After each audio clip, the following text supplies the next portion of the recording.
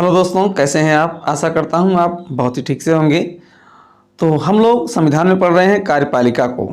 जी हाँ, संविधान में हम लोग कार्यपालिका को पढ़ रहे हैं और कार्यपालिका के अंतर्गत हमने राष्ट्रपति को पढ़ लिया, उपराष्ट्रपति को पढ़ लिया, प्रधानमंत्री और मंत्रिपरिषद में कैबिनेट मंत्री, राज्य मंत्री, उप मंत्री, ये सब हमने पढ़ लिया। इसके पहले के वीडियो अगर आपने नहीं देखे हैं तो ज़रूर देख लीजिएगा। और अब हम लोग कार्यपालिका के अंतर्गत राज्य में क्या उसकी स्थिति है, क्या क्या है, सब पढ़ेंगे दोस्तों। तो सबसे पहले नंबर पर हम लोग आज राज्यपाल को पढ़ेंगे। राज्य में राज्यपाल की स्थिति क्या होती है, किन अनुच्छेदों में इसका वर्णन है, इन सब का हम विस्तार पूर्वक अध्ययन करेंगे दोस्तों। और बाकी आपको ध्यान रहे, हम लोगों को जो है संविधान के अंतर्गत दोस्तों ये सरकार के तीनों अंगों का अध्ययन करना है, जिसमें हम अभी कार्यपालिका का अध्ययन कर रहे हैं, फिर विधायिका का करेंगे और फिर न्यायपालिका का। तो चलिए आज हम लोग देखते हैं राज्यपाल क्या होता है, राज्यपाल और क्या इसकी स्थिति है, क्या विशेषता है, क्या कार्य है, सभी हम लोग बहुत ध्यान से देखेंगे। तो आगे बढ़ने से पहले अगर आपने चैनल को सब्सक्राइब नहीं किया है तो चैनल को सब्सक्राइब कर दीजिए और साथ ही बगल में बने बेल आइकन को प्रेस कर दीजिए दोस्तों। चलिए देखते हैं राज्यपाल को। सबसे पहला पॉइंट आपका है कि राज्य की कार्यपालिका का जो हेड होता है, प्रमुख होता है, वो राज्यपाल होता है दोस्तों। जैसे आपने इसके पहले राष्ट्रपति को पढ़ा था, तो केंद्र की कार्यपालिका का जो हेड होता था वो राष्ट्रपति होता था। आपने राष्ट्रपति को संभवतः पढ़ा होगा बहुत ही ध्यान से। तो केंद्र में जो स्थिति राष्ट्रपति की होती है, राज्य में वही स्थिति जो है राज्यपाल की होती है। यानी केंद्र के सबसे शीर्ष स्थान पर राष्ट्रपति होता है, सबसे बड़े स्थान पर, सबसे प्रमुख स्थान पर राष्ट्रपति होता है। कहाँ? केंद्र में। तो अगर हम राज्य में देखें तो राज्य में सबसे शीर्ष स्थान पर, सबसे प्रमुख, सबसे ऊंचे स्थान पर जो होता है कार्यपालिका का हेड, वो होता है दोस्तों राज्यपाल। जी हाँ, अब आपने देखा जैसे राष्ट्रपति का प्रत्यक्ष चुनाव तो होता नहीं है, तो उसको सलाह देने के लिए, उसकी सहायता करने के लिए जो है मंत्रिपरिषद, मंत्रिमंडल या फिर प्रधानमंत्री की नियुक्तियां होती हैं। उसी प्रकार राज्यपाल जो है, इसका भी जो है प्रत्यक्ष चुनाव तो होता नहीं है, तो इसको भी सलाह देने के लिए, इसकी भी सहायता करने के लिए कुछ लोगों को रखा जाता है। जैसे आप आगे चल के पढ़ेंगे, मुख्यमंत्री पढ़ेंगे, ठीक है। तो इस प्रकार मुख्यमंत्री का जो पूरा समूह होता है उसको पढ़ेंगे। वो सभी जो है राज्यपाल की सहायता करने के लिए होता है, ठीक उसी प्रकार जैसे प्रधानमंत्री और मंत्रिपरिषद होती है दोस्तों। तो यहाँ पर हम लोग देखेंगे राज्यपाल को आज, जो कि जो कि राज्य का हेड होता है। जी हाँ, कार्यपालिका में राज्य का हेड होता है कौन? राज्यपाल, सबसे प्रमुख होता है। तो इसी के बारे में हम लोग देखेंगे। सबसे पहले हम लोग ध्यान में रख लेंगे अनुच्छेद 152। जी हाँ, अनुच्छेद 152 आपने देखा था इसके पहले कि अनुच्छेद 52 से लेकर अनुच्छेद 72 तक में जो है आपने देखा कि राष्ट्रपति अथवा उपराष्ट्रपति का वर्णन किया गया है। उसी प्रकार यहाँ आप रिलेट करेंगे, वहाँ उपराष्ट्रपति के लिए 52 है तो यहाँ राज्यपाल के लिए 152 है। दोनों का दोस्तों कहीं ना कहीं से समानता है, क्योंकि केंद्र में सबसे शीर्ष पर अगर राष्ट्रपति है तो राज्य में सबसे शीर्ष पर राज्यपाल है दोस्तों। तो ये देखिए संख्या भी थोड़ा सा टैली कर रही है। यहाँ 52 है राष्ट्रपति के संबंध में, तो यहाँ 152 है दोस्तों। इसको याद रखिएगा कि 152 के बाद जो है राष्ट्रपति उपराष्ट्रपति हैं, 52 के बाद राष्ट्रपति उपराष्ट्रपति हैं, लेकिन 152 के बाद राज्यपाल है दोस्तों। तो यही आपको बताया जा रहा है कि 152 नंबर अनुच्छेद में राज्यपाल के पद का वर्णन है। कहा गया है कि प्रत्येक राज्य में एक राज्यपाल होगा दोस्तों। जी हाँ, राज्य में एक राज्यपाल होगा। वहीं पर अगर बात करते हैं अनुच्छेद 153 की, तो इसमें एक बहुत ही खास बात कह दी गई है, जो कई बार क्वेश्चन बन के पूछा गया हमसे, कि एक से अधिक राज्यों के एक ही राज्यपाल हो सकते हैं। ऐसा आपके अनुच्छेद 153 में कहा गया है। यानी एक ही राज्यपाल, एक से अधिक राज्यों का राज्यपाल हो सकता है दोस्तों। अच्छा, अगर बात करते हैं 152-53 के बाद 154 की, तो इसमें राज्यपाल की शक्तियों का वर्णन है दोस्तों। राज्यपाल की क्या शक्तियां होंगी उसका वर्णन है। तो ये अनुच्छेद आप 3 याद करिएगा, स्पेशल 3 अनुच्छेद 152, 153, 154। 152 में राज्यपाल के पद का वर्णन है, 153 में एक से अधिक राज्यों का वह राज्यपाल हो सकता है एक ही साथ में, और 152 में राज्यपाल के पद का वर्णन है, और 153 में वह एक से अधिक राज्यों का राज्यपाल हो सकता है और 154 में राज्यपाल की शक्तियों का वर्णन है। चलिए, तो शक्तियाँ तो हम लोग विस्तार से अभी बाद में देखेंगे, पहले हम लोग देखते हैं कुछ और अनुच्छेदों को डील करते हैं। तो इसमें दोस्तों 155 नंबर अनुच्छेद में जो है वो नियुक्ति का प्रावधान है। राज्यपाल की नियुक्ति कैसे होगी, उसका निर्वाचन नहीं होता, जैसे राष्ट्रपति का निर्वाचन नहीं होता, प्रधानमंत्री का निर्वाचन नहीं होता, वैसे यहाँ राज्यपाल का जो है निर्वाचन नहीं होता, उसकी नियुक्ति होती है। तो देखते हैं कैसे नियुक्ति होती है। राज्यपाल की नियुक्ति जो है वो प्रधानमंत्री अथवा मंत्रिपरिषद, क्या प्रधानमंत्री अथवा मंत्रिपरिषद नहीं करता है, ध्यान सुनिए, पूरी बात तो सुनिए। राज्यपाल की नियुक्ति प्रधानमंत्री अथवा मंत्रिपरिषद की सलाह पर कौन करता है, राष्ट्रपति करते हैं। जी हाँ, कई बार क्वेश्चन पूछा गया है राज्यपाल की नियुक्ति कौन करता है, तो वो राष्ट्रपति जी करते हैं, लेकिन चूंकि वो तो जानते नहीं इसलिए वो सलाह लेते हैं किससे, प्रधानमंत्री या फिर उसके मंत्रिपरिषद से। तो प्रधानमंत्री और मंत्रिपरिषद एक तरीके सलाहकार ही होता है राष्ट्रपति का, आप पहले पढ़ चुके हैं।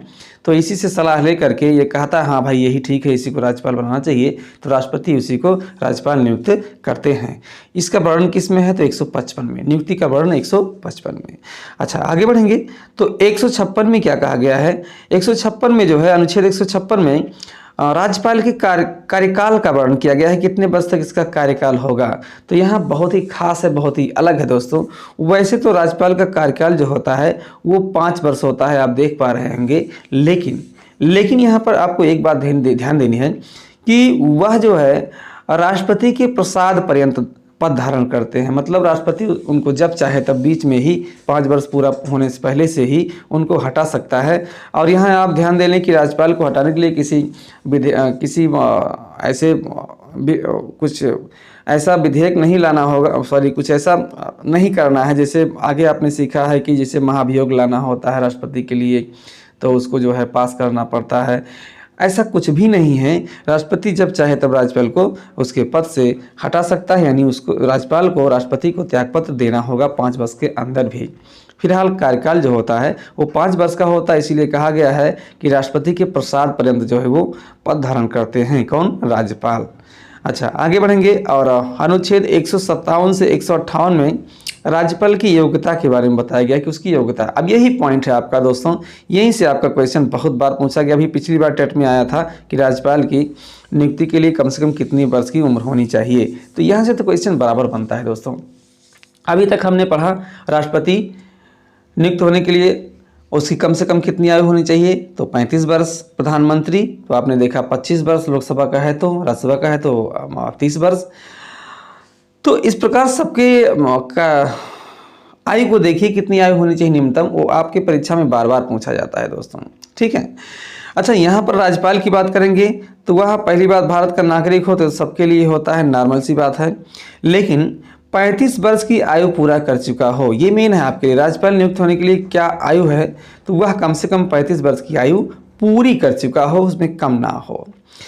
और आगे हैं किसी लाभ के पद पर ना हो तो सामान्य सी बात है, लेकिन चौथे पॉइंट को आप ध्यान से देखेंगे, संसद के किसी सदन का या विधानमंडल का सदस्य ना हो, ना पे ध्यान देंगे दोस्तों। अभी तक आपने देखा था प्रधानमंत्री या फिर मंत्रिपरिषद या फिर कोई हो तो उसका जो है सदस्य होना जरूरी है, चाहे लोकसभा का हो चाहे राज्यसभा का हो। लेकिन यहाँ पर एक खास बात राज्यपाल के लिए कही गई है कि राज्यपाल वही हो सकता है जो किसी भी संसद के किसी सदन का, चाहे लोकसभा हो चाहे राज्यसभा हो, किसी भी सदन का सदस्य ना हो। दोस्तों ध्यान दीजिएगा, सदस्य ना हो।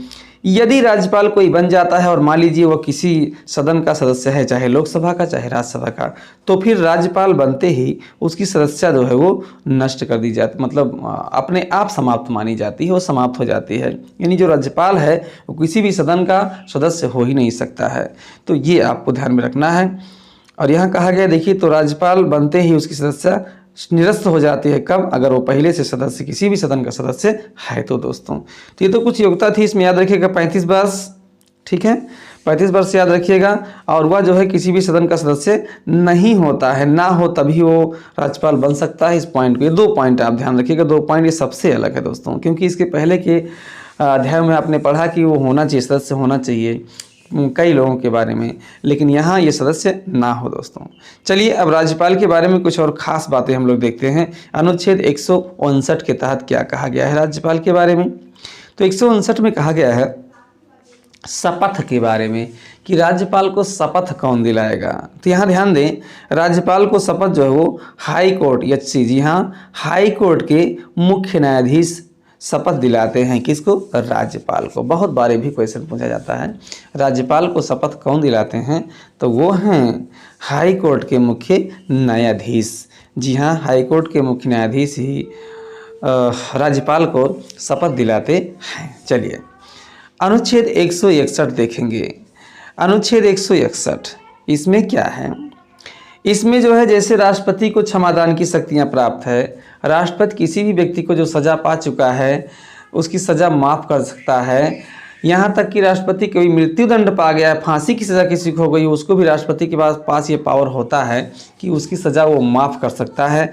इसी प्रकार राज्यपाल को भी कुछ शक्तियाँ प्राप्त हैं क्षमादान के लिए कि कोई भी सज़ा पाया है उसको वो क्षमा कर सकता है, लेकिन कुछ कमी की गई है यहाँ पर। राष्ट्रपति कितना नहीं है यहाँ पर, क्या है कि वह जो है केवल राज्य सूची के विषय पर, जी हाँ, केवल राज्य सूची के विषय पर अगर किसी को किसी प्रकार की सज़ा प्राप्त हुई है तो उसकी सज़ा माफ़ कर सकता है। लेकिन अगर राज्य सूची का विषय हो फिर भी मृत्युदंड मिला हो किसी को, तो मृत्युदंड को क्षमा करने का अधिकार राज्यपाल को नहीं है। दोस्तों इसको याद कर लीजिएगा, राज्यपाल क्षमादान शक्ति होती है। राज्य सूची का कोई विषय हो, उस पर किसी को कोई सज़ा मिली हो, उसको राज्यपाल माफ़ कर सकता है, लेकिन मृत्युदंड को राज्यपाल नहीं माफ़ कर सकता है। मृत्युदंड को माफ़ करने का शक्ति जो है वो केवल राष्ट्रपति के पास होती है। तो ये भी आपके लिए एक खास पॉइंट था।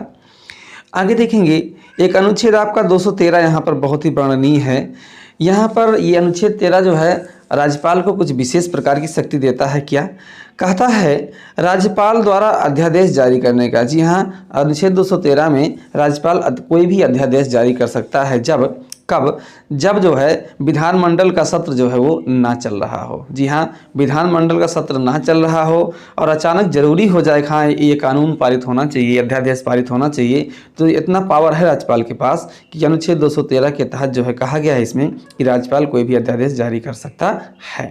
ठीक है दोस्तों, तो अच्छा अध्यादेश तो जारी कर देगा, लेकिन तो इसे जो है लेकिन 6 सप्ताह के अंदर पारित होना अनिवार्य हो जाता है। यानी अध्यादेश पारित कर देगा, लेकिन आगे जब भी जो है बैठक होगी तो उस बैठक में जो है 6 सप्ताह के अंदर अंदर जो है जो अध्यादेश रहता है उसको पारित करना जो है वो अनिवार्य होता है, आवश्यक होता है।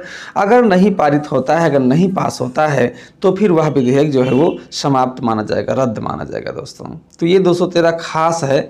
213 के अंतर्गत जरूरी हो तो राज्यपाल कोई अध्यादेश जारी कर सकता है जब विश्रांति काल, जिसको कहते हैं दोस्तों, विधानमंडल विश्रांति काल में हो, अर्थात सत्र ना चल रहा हो, उस समय जो है अध्यादेश राज्यपाल जारी कर सकता है। लेकिन आगे जब सत्र चलेगा, बैठक होगी, तो उस विधेयक को राज्यपाल को जिस विधेयक को राज्यपाल ने जारी कर दिया है उस विधेयक का पास होना बहुत ज़रूरी है। अगर नहीं पास होता है 6 सप्ताह के अंदर, तो 6 सप्ताह के बाद उसको जो है वो समाप्त माना जाएगा, निरस्त माना जाएगा। आगे बढ़ते हैं, अनुच्छेद देखते हैं 233। ये बहुत ही महत्वपूर्ण है दोस्तों। इसमें क्या है? राज्यपाल द्वारा एक एंग्लो इंडियन की नियुक्ति करने का प्राविधान इसमें है। दोस्तों आपने देखा था कि लोकसभा में, राज्यसभा में जैसे राष्ट्रपति को एंग्लो इंडियन की नियुक्ति करने का पावर होता है, वो किसी को भी जो भी साहित्य के क्षेत्र में, किसी क्षेत्र में जो भी पारंगत हैं उनको एंग्लो इंडियन के रूप में वहाँ पर वो नियुक्त कर सकता है। वैसे ही राज्य में भी राज्यपाल को एक एंग्लो इंडियन, केवल एक एंग्लो इंडियन की नियुक्ति वो कर सकता है। दोस्तों ठीक है, आगे बढ़ते हैं। और जो हमने आपसे वादा किया था पहले कि हम आपको राज्यपाल की शक्तियां और कार्य भी बताएंगे, तो आगे बढ़ते हैं और राज्यपाल की शक्तियां और कार्य के बारे में थोड़ा सा हम लोग देख लेते हैं। दोस्तों तो सबसे पहले देखते हैं कुछ खास शक्तियां जो कि राज्यपाल की हैं, उसमें क्या क्या है। तो उसमें आप देख पा रहे होंगे शक्तियों में सबसे पहले है मुख्यमंत्री की नियुक्ति करना। जी हाँ, बहुत बार क्वेश्चन यहाँ से पूछा गया है, ये बहुत ही इंपॉर्टेंट है। पूछा जाता है राज्यपाल की नियुक्ति कौन करता है, मुख्यमंत्री की नियुक्ति कौन करता है? तो मुख्यमंत्री की नियुक्ति राज्यपाल ही करता है। याद करिएगा दोस्तों, ठीक उसी तरह से जैसे राष्ट्रपति प्रधानमंत्री की नियुक्ति करता है, एकदम सेम है दोस्तों। बस ये राज्य है वो केंद्र था, है ना, वो दिल्ली था, ये लखनऊ है, इतना ही अंतर है। जैसे वहाँ पर जो है अपनी सहायता करने के लिए राष्ट्रपति जो है वो प्रधानमंत्री अथवा मंत्रिपरिषद का जो है व्यवस्था करता है, प्रधानमंत्री की नियुक्ति करता है, उसके मंत्रियों की मंत्रिपरिषद की नियुक्ति करता है, ठीक उसी प्रकार राज्य में है राज्यपाल जो है अपनी सलाह लेने के लिए, सहायता लेने के लिए जो है राज्यपाल जो है मुख्यमंत्री की नियुक्ति करता है और मुख्यमंत्री के मंत्रियों की एक समूह सामूहिक उसकी भी नियुक्ति होती है केवल और केवल राज्यपाल की सहायता के लिए। तो मुख्यमंत्री की नियुक्ति कौन करता है? तो बहुत ही इंपॉर्टेंट है, कौन करता है दोस्तों? राज्यपाल करता है। आगे देखेंगे मुख्यमंत्री की सलाह पर मंत्रिपरिषद की नियुक्ति करना। तो यहाँ ये भी एक काम, बहुत ही एक शक्ति है या कार्य समझ लीजिए राज्यपाल का, कि वह मुख्यमंत्री की पहले नियुक्ति करता है, फिर मुख्यमंत्री की सलाह पर जो है मंत्रिपरिषद की नियुक्ति करता है, यानी उसके मंत्रियों की नियुक्ति करता है।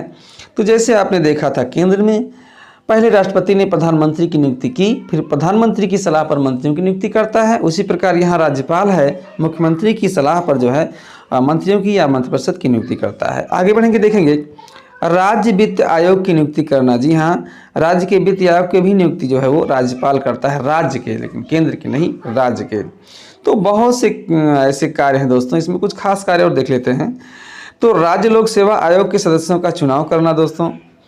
और आगे है विश्वविद्यालयों, ये बहुत इंपॉर्टेंट है, ये देखिएगा, ये पॉइंट, ये वाला, विश्वविद्यालयों के कुलपतियों का चुनाव भी कौन करता है? राज्यपाल करता है। बहुत ही द मोस्ट इंपॉर्टेंट दोस्तों, बहुत ही इंपॉर्टेंट है। विश्वविद्यालयों के कुलपतियों का चुनाव कौन करता है? तो वो जो है वो राज्यपाल ही करता है। और आगे पॉइंट आप देखेंगे तो राज्य चुनाव आयुक्त की भी नियुक्ति जो है वो कौन करता है? राज्यपाल ही करता है।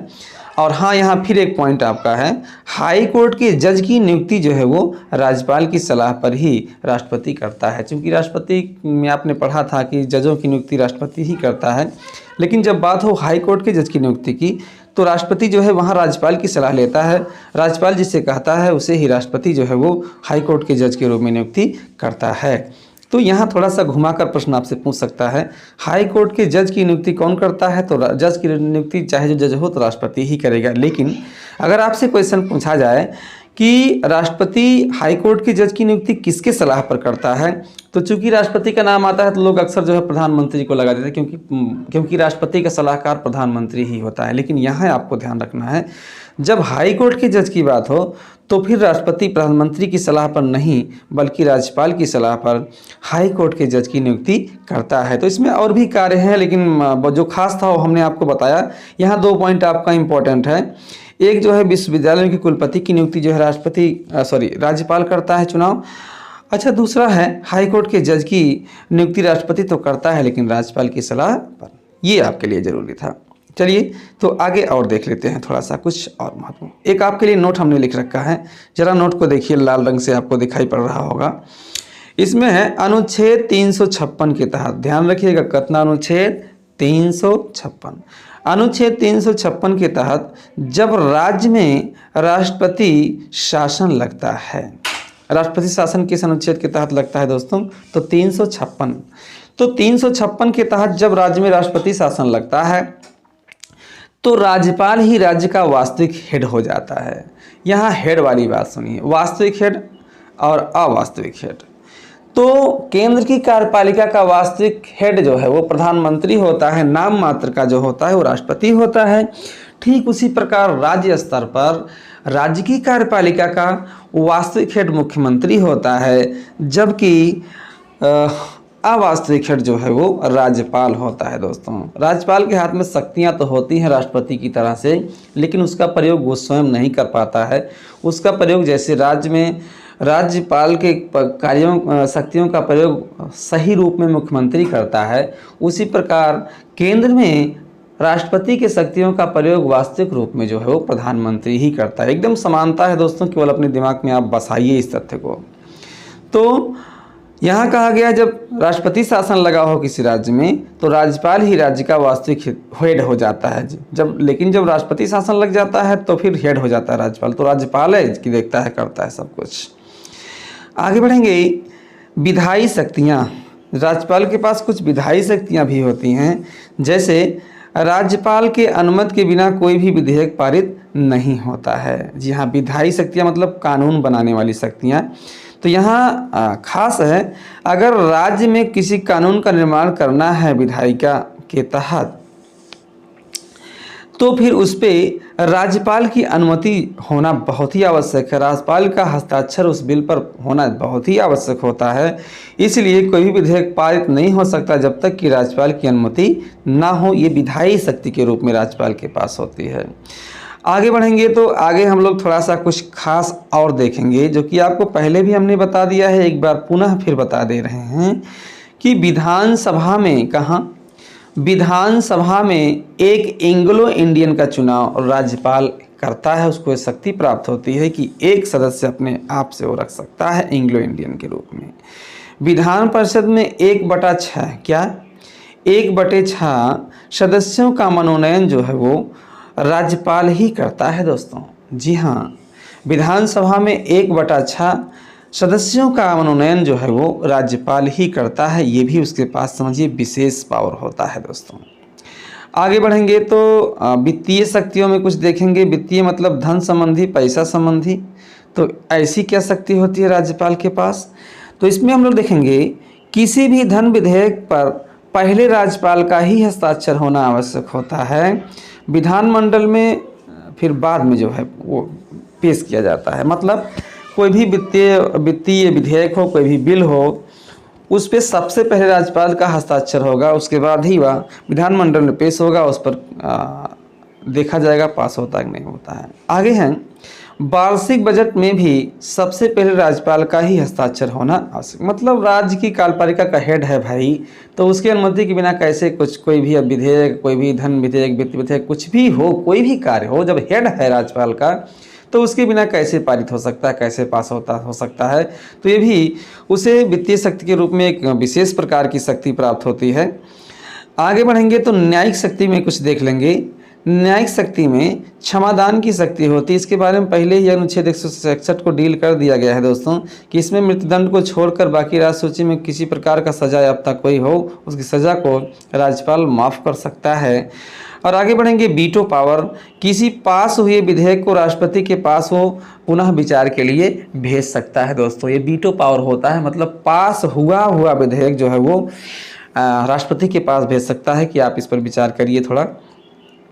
आगे है 7वें में स्वविवेक की शक्ति होता है। अपने विवेक से, अपने बुद्धि से वो क्या कुछ कर सकता है। तो गठबंधन की सरकार टूट जाने पर क्या करता है? जैसे गठबंधन की सरकार हो, किसी एक सरकार का बहुमत ना हो, गठबंधन से सरकार बनी हो, और यदि बीच में उसका गठबंधन टूट जाता है तो बहुमत ना बनने पर करता क्या है राज्यपाल? क्या करते हैं राज्यपाल? यहाँ आप ध्यान से देखेंगे कि सरकार बनाने के लिए वह किसी दल को आमंत्रित करता है दोस्तों, अपने स्वविवेक से। कौन सा दल अच्छा है, कैसा है, क्या है, वो अपने विवेक से किसी भी दल को आमंत्रित करता है सरकार बनाने के लिए। तो यह एक प्रकार का स्वविवेक की शक्ति होगी जो कि राज्यपाल के पास होती है। इतना पॉइंट अगर आप जानते हो दोस्तों तो राज्यपाल में कोई दिक्कत नहीं होनी चाहिए। आप हर एक परीक्षा को बहुत ही आराम से देखोगे और एग्ज़ाम को क्रैक करोगे। तो यहाँ राज्यपाल के बारे में हमने जो खास बात सीखा है उस पर ज़रा सा हम लोग पुनः जो है थोड़ी सी चर्चा कर लेते हैं। आइए, तो इसमें देखिए कुछ खास बातें हैं। क्या आप देखते हैं कि कानूनों को चलाने के लिए होती है कार्यपालिका। क्या होती है दोस्तों? कार्यपालिका। तो कार्यपालिका के 2 स्तर पर बांटे गए हैं विभाग, 2 स्तर पर इसको रखा गया है। एक केंद्र स्तर पर, केंद्र स्तर मतलब सारे देश को, यहाँ से सारे देश की व्यवस्था देखी जाती है। और यहाँ राज्य स्तर पर, राज्य स्तर माने किसी एक प्रदेश की, प्रत्येक प्रदेश अलग अलग व्यवस्था उसकी होती है। तो केंद्र स्तर होता है, राज्य स्तर होता है। ये 2 स्तर पर कार्यपालिका बटी हुई है। मतलब कानूनों को क्रियान्वित करने का कार्यपालिका का होता है। तो ये 2 स्तर पर बटी हुई है। केंद्र जैसे दिल्ली सरकार, राज्य यानी आपका लखनऊ। तो देखिए इसमें जो है 2 लोग हेड होते हैं, सबसे हेड होते हैं। देखिए कानूनों को चलाने की बात यहाँ हो रही है। तो केंद्र का जो हेड होता है वो राष्ट्रपति होता है, और राज्य का जो हेड होता है वो राज्यपाल होता है दोस्तों। राष्ट्रपति, राज्यपाल। अब इसका जो है ये प्रत्यक्ष रूप से जनता से संबंधित नहीं होता है, तो जनता के बारे में ज़्यादा कुछ नहीं जानता है। लेकिन पावर तो इसी के हाथ में होता है, क्योंकि हेड है ये केंद्र स्तर पर, ये राज्य स्तर पर। तो इसको जो है शक्तियाँ प्राप्त होती हैं। लेकिन जब ये जनता से प्रत्यक्ष रूप से निर्वाचित होकर आता नहीं है तो ये कैसे जान पाएगा कहाँ क्या करना है, कौन सी शक्ति का प्रयोग कहाँ करना है, कहाँ कैसे क्या पैसा खर्च करना है। तो ये इसको सलाहकार की ज़रूरत होती है। कोई ऐसा सलाहकार हो बताए कि राज्य में कहाँ क्या स्थित है, कहाँ कितना पैसा खर्च करने की ज़रूरत है। तो सलाहकार अपना रखता है केंद्र का हेड भी, राष्ट्रपति भी, राज्यपाल का हेड भी यानी राज्य का हेड भी यानी राज्यपाल। तो आइए इसको समझते हैं। तो ये राष्ट्रपति है जो कि केंद्र स्तर पर केंद्र का हेड है, ये राज्यपाल है जो कि राज्य स्तर पर राज्य का हेड है। अब यहाँ ये राष्ट्रपति है, इसको सलाहकार की ज़रूरत होती है, तो ये एक सलाहकार नियुक्त करता है। वो क्या होता है? वो प्रधानमंत्री होते हैं दोस्तों, ध्यान से समझिएगा, वो प्रधानमंत्री होते हैं। यहाँ राज्यपाल अपनी सलाह के लिए जो नियुक्त करता है वो मुख्यमंत्री होते हैं, चीफ मिनिस्टर मुख्यमंत्री होते हैं। तो ये सलाह के लिए दोनों हेड जो हैं अपनी सलाह के लिए, अपनी सहायता के लिए एक अहम व्यक्ति को चुनते हैं। राष्ट्रपति चुनता है प्रधानमंत्री को और राज्यपाल चुनता है मुख्यमंत्री को, नियुक्त करता है दोस्तों, नियुक्त करता है। अब देखेंगे तो ये चूंकि ये भी जो व्यक्ति होता है, जो प्रधानमंत्री होता है, अकेले भाई पूरे जितने भी प्रदेश हैं सभी प्रदेशों को अकेले कैसे डील करेगा। वही बात यहाँ जो है मुख्यमंत्री की होती है, अकेले पूरे प्रदेश में कैसे देखभाल करेगा। तो इसी के साथ साथ कुछ लोग, कुछ मंत्री होते हैं जिनको जो है, जिनका समूह यहाँ निर्मित किया जाता है कि यहाँ भाई ये प्रधानमंत्री हैं, तो प्रधानमंत्री के साथ ये मंत्रियों का समूह पूरा का पूरा मिलकर जो है राष्ट्रपति की सहायता करे। और इसी प्रकार यहाँ मुख्यमंत्री और उसके मंत्रियों का समूह पूरा का पूरा मिलकर जो है राज्यपाल की सहायता करे। दोस्तों बस ध्यान से समझिएगा। तो यहाँ पर ये जो है आपका मंत्रिपरिषद होता है और यहाँ पर जो है ये मंत्रिपरिषद होता है। तो यहाँ पर ये मंत्रियों का समूह जो होता है वो प्रधानमंत्री के नीचे रहता है। प्रधानमंत्री मेन होता है, नेता होता है सभी का, और यहाँ पर मुख्यमंत्री सबका नेता होता है। दोस्तों संभवतः आप डायग्राम समझ रहे होंगे। राष्ट्रपति की सहायता करने के लिए मेन प्रधानमंत्री और उसी के साथ साथ मंत्रियों का समूह, और राज्यपाल की सहायता करने के लिए मुख्यमंत्री और उसी के साथ साथ मुख्यमंत्री के मंत्रियों का समूह। दोस्तों ये है कार्यपालिका का ढांचा, इसी में तो हम लोग पढ़ रहे हैं।